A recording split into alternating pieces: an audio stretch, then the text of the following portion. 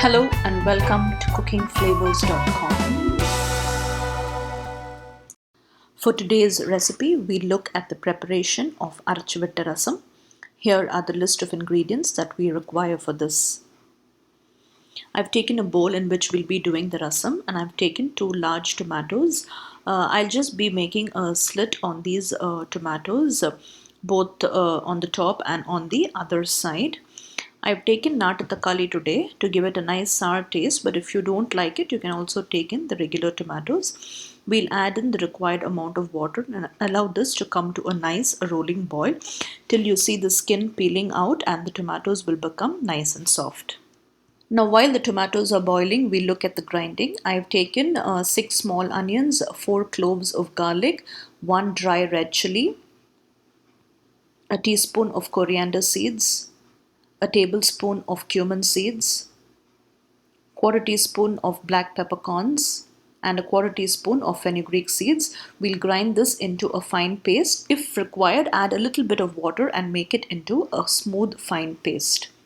Now that my masala paste is ready, we'll take a look at the tomatoes. It has been around 8 minutes and you can see the skin of the tomatoes have been peeling out and the tomatoes have become nice and soft and pulpy. At this stage, we can switch off the stove. We'll allow this to completely cool down and we'll grind the tomatoes into a nice puree. I've taken the tomatoes alone for making the puree. Now in the same water, I'm adding about a gooseberry size of a tamarind and soaking it here to extract its maximum pulp. Now this is the ground masala paste. I've transferred it into a pan and we have to fry and saute this well because all the ingredients are completely raw. We have to take out the raw smell from it and all the water has to evaporate. Till that time, we'll fry it well and saute it. Now we'll extract the tamarind pulp.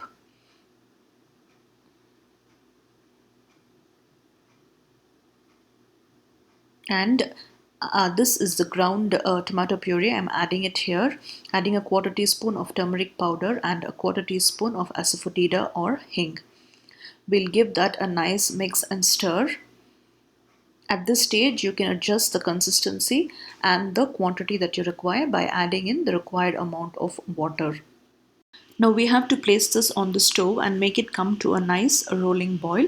While my rasam is boiling, we look at the masala paste. You can see all the water has been completely evaporated and the masala paste has been fried nicely well. At this stage, I'm adding a tablespoon of grated coconut and we'll saute that just for a minute. Adding coconut is totally optional. You may also avoid it. The rasam has come to a nice boil. It took me about 6 to 7 minutes. At this stage, we'll transfer this masala paste into it. Make sure you're stirring it continuously so that there are no lumps of the paste here and there.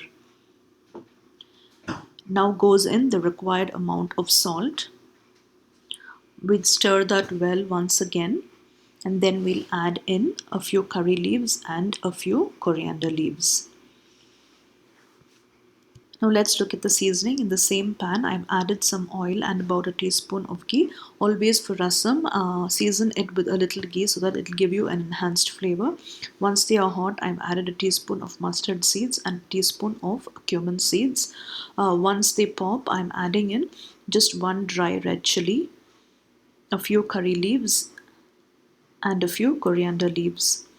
We'll saute that a little. And now we'll transfer that into the rasam.